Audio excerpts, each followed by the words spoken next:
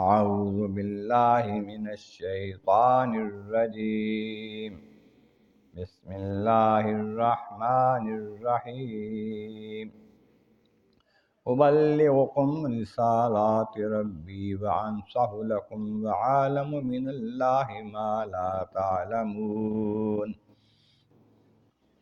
اوعجبتم ان جاءکم ذکر من ربکم علی رجل منکم لينذركم ولتتقوا ولعلكم ترحمون فكذبوه فأنجيناه والذين معه في الفلك وأغرقنا الذين كذبوا بآياتنا إنهم كانوا قوما عمين صدق الله العظيم۔ حمد و ثناء رب کریم اور درود و سلام بر سید خیر الانام کے بعد سورۃ الاعراف کی آیت نمبر 62 تا 64 تلاوت کی گئی ہیں، جو 8ویں پارے کے 15ویں رکوع میں ہے۔ اس سے پہلی آیتوں میں فرمایا گیا کہ تحقیق ہم نے موسیٰ نوح علیہ السلام کو اس کے قوم کی طرف بھیجا۔ انہوں نے جا کے کہا کہ میری قوم اللہ کی بات کرو، اللہ کے سوا کوئی بھی تمہارا الہ معبود عبادت کے لائق نہیں ہے۔ یہ ڈر ہے اس بات کا کہ اگر تم نہ مانو گے تم پر بڑے دن کا عذاب آ جائے گا۔ قوم کے سرداروں نے کہا ہم آپ کو کھلی گمراہی میں دیکھتے ہیں، ہم جو کر رہے ہیں مدتوں سے ہزاروں سالوں سے اس کو آپ غلط کہتے ہیں۔ آپ نے فرمایا میرے اندر کوئی گمراہی نہیں ہے، بلکہ میں تو اللہ کا رسول ہوں، تمام جہانوں کا رب ہے، اس کا بھیجا ہوا ہوں۔ نبی اور رسول میں تو گمراہی نہیں ہو سکتی قطعی طور پر۔ پھر فرمایا ابلغکم رسالات ربی، میں تمہیں اپنے رب کے پیغامات پہنچاتا ہوں، رسالات پہنچاتا ہوں، اس کا حکم ہے، احکامات اور تم تک پہنچاتا ہوں۔ انصح لکم، اور تمہارا خیر خواہ ہوں، تمہارا بھلا چاہتا ہوں، تمہیں نصیحت کرتا ہوں، بھلائی کی تمہیں راہ دکھاتا ہوں۔ عالم من اللہ ما لا تعلمون، اللہ تعالیٰ کی عطا سے، اس کی طرف سے میں جو کچھ جانتا ہوں تم نہیں جانتے، اس بات سے تم میری بات مان لو تو اچھے رہو گے، ایمان لے آؤ۔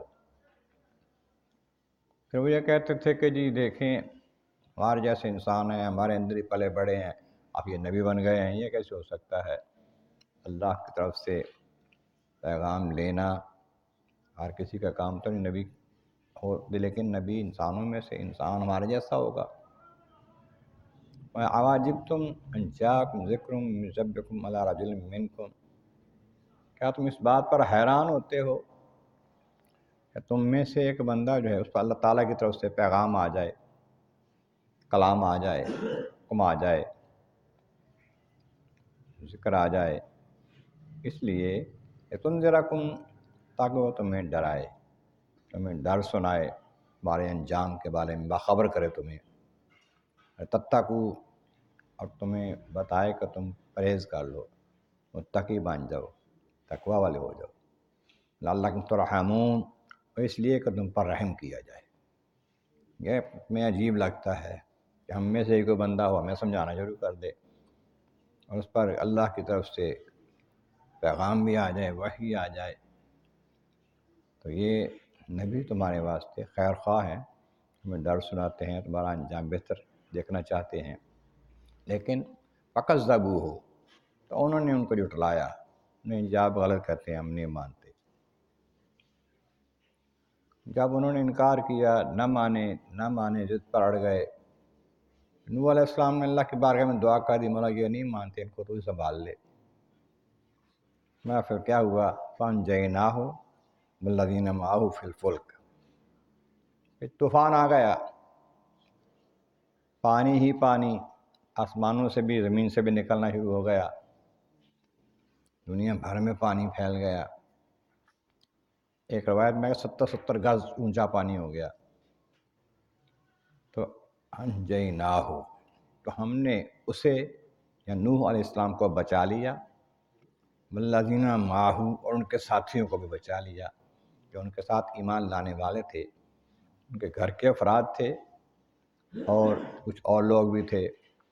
مختلف روایات ہیں کتنے تھے، ایک معروف روایت کے مطابق 40 مرد 40 عورتیں تھیں، باقی اور جانور تھے۔ ہم نے انہیں بچا لیا فی الفلک، کشتی میں سوار کر کے۔